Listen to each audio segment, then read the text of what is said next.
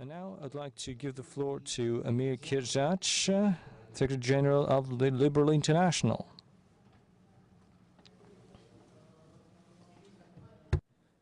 Thank you very much. I have to say that it's quite impressive that after so many speeches and so many inputs that we have heard today, nobody is sleeping and there's still people in the audience. So apparently there is something very important going on and people are interested to listen and to discuss. It is a brilliant occasion to get together in Moscow and discuss these important issues at times where confidence is not only shattered, but it's actually disappearing. At times where we are more keen to discuss how to progress in a negative way rather than in a positive way. And at times where the trust is being shattered not only among the different ideological lines, but among friends themselves. And this is not only visible here, as we have witnessed in the last few hours, it is more and more visible in the international fora that are taking place. Now, I'm not here to give a speech on my personal views, but I'm just trying to share the thoughts of about 100 member parties which are parts of Liberal International. And when we were discussing with Olga about the input that I should give at the conference, she asked me if I could speak about culture and different liberal political parties. I got scared. I said, I'm not going to go to a country which hosts institutions like Большой Theater and then speak about culture. No way. I'm too aware that the Russians are really masters of culture. So I would rather speak about the national specifics. And then I realized that accepting that, I actually got myself in a very, very difficult situation, because the concept of nation and the concept of liberalism for the liberals themselves are very vague terms. And if I start talking about nation and liberalism here, I think we're going to end up having yet another conference and spend yet another day.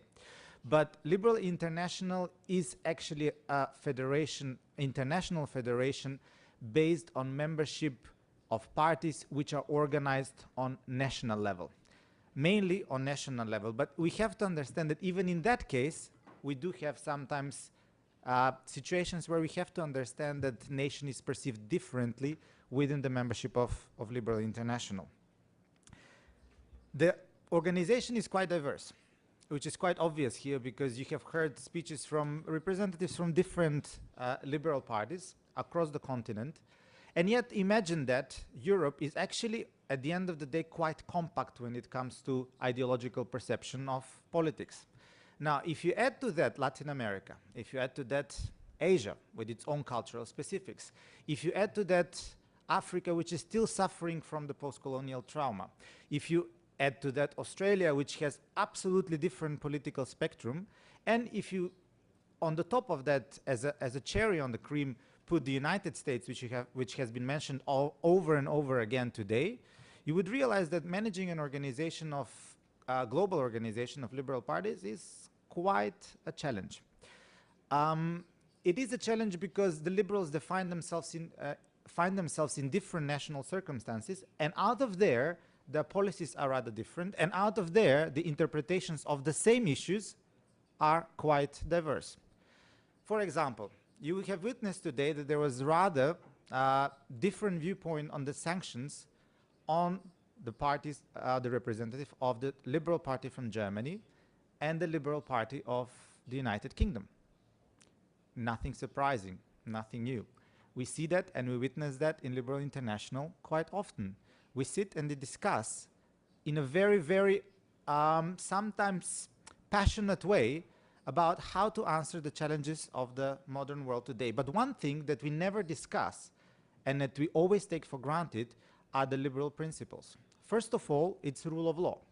Once certain principles and rules are agreed, they are to be respected. And that's what makes the liberals absolutely different from anybody else. We're not going to say, okay, because you're from a different class in the society and because your class has been historically discriminated, you will have more rights. No, we do not do that.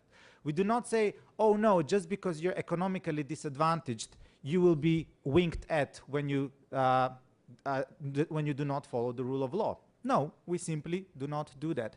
we are the only political force that abides to the rule of law. And now that brought into the Russian context, an international context. I gave earlier today a small interview for the Yabloko website, and I said Liberal International, or the liberals in European level, are the most pro-Russian organization. And I can state that and confirm it yet again here. Why? First of all, because the liberals were the ones who were pushing for Russia's membership in the Council of Europe. Yes, the conservatives were saying, no, they're not really ready for membership. They do not really belong to the liberal club. Some of the socialists were very happy because they would have gotten some of their comrades in their camp, and those who were a little bit more on the left from the social democratic wing, they were looking forward to it. But we said, no, actually the Russian people have voted a government, at that time it was a little bit more democratic than nowadays, that has pledged to respect rule of law, democracy, and human rights. It's a European nation. It does belong to Council of Europe. And it was the government of the Russian Federation that subscribed itself to respect rule of law, democracy, and human rights. It wasn't foreign intervention. It wasn't the Germans coming here to convince the Russians that they should subscribe to these values. It wasn't the British invading or threatening. It was not Italians coming up with some nice, dodgy, interesting deals. It was the Russian federations who took over the commitment. And then, furthermore, we were as liberals happy, we supported it, we pushed for it. The Russian Federation never actually said that those values of Council of Europe are not the values that it wants to follow. Even today, the Russian leadership says, yes, we are proud members of the Council of Europe. It's a little bit hypocritical, or it's very hypocritical, if you really want to say that, but it is based on international agreements, and that gives us a very, very strong position. As liberals, we said, yes, you're welcome, but now, when the rule of law is being questioned, we do have the legitimate position to say, you subscribe to it, you follow it. If you do not want to follow it, you can always leave. A country can simply leave the Council of Europe if it doesn't want to be part of it. We are not going to kick Russia out. No, that is not the liberal discussion in the parliamentary group of the liberals in the Council of Europe. We just want Russia to follow the rules that it has subscribed to itself. And now, national politics come into place, of course. You would see it very, very well in the liberal group in the Council of Europe. Of course, national politics is dominating the countries based on the culture, based on the history, based on the current conditions in the society. For example, it will not be surprising that for the Dutch liberals from VVD, they will take care more about the way that the Russian economy is doing, because the party itself vowed to the citizens to improve its economical well-being. That is their core, that is their focus. This is how the party itself developed throughout the history. This is how the party is being identified among the voters. But then you should not be also surprised when you would have a party like D66, also from the Netherlands, who would say, hey, but wait a second, what is happening with the minority rights in Russia? For us, this is most important. What is happening with the rights of the different religious groups? Why do we perceive Russia as an Orthodox country? This is not a nation in a classical term. This is a federation which involves a lot of different nationalities and different religions. This is a federation which hosts the only Buddhist republic in Europe. And correct me if I'm wrong, because I'm guest in your country, but in this, the Republic of Kalmykia officially has majority Buddhist population. And it will be logical that for a party like D66, which has developed historically to protect more civil rights or to be more social liberal, that it will have these issues on the top of its agenda. You will also find in liberal international parties who will say, but hey, what is happening with the question of the self-determination of the people within the Russian Federation or in its surroundings? For example, we have the Catalan liberals with us. And I know that the propaganda here has tried to connect the situation in Catalonia with the situation in the Autonomous Republic of Crimea in Ukraine, but there is absolutely nothing to compare. As liberals, we are for self-determination. It's true. As liberals, we are for self-determination of the Autonomous Republic of Crimea that belongs to Ukraine, but not on annexation and not on the basis of land grabbing and not on the basis of denial of the rule of law. At the same time, we support the Catalan liberals in their quest to have the right to say about their future. There is no hypocrisy on that.